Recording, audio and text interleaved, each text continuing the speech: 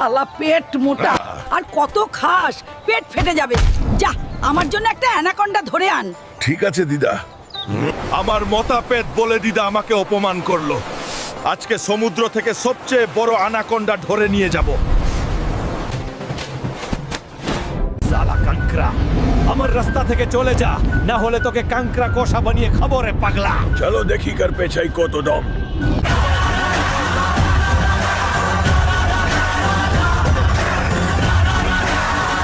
কাঁকড়াটাকে তো কাঁকড়া কষা বানিয়ে খেয়ে নিলাম।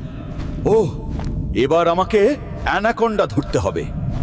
অ্যানাকন্ডা, চল আমার সাথে, না গেলে তোকে অ্যানাকন্ডা কষা বানিয়ে খাবো রে পাগলা। না, আমায় খেও না, আমি যাচ্ছি তোমার সাথে।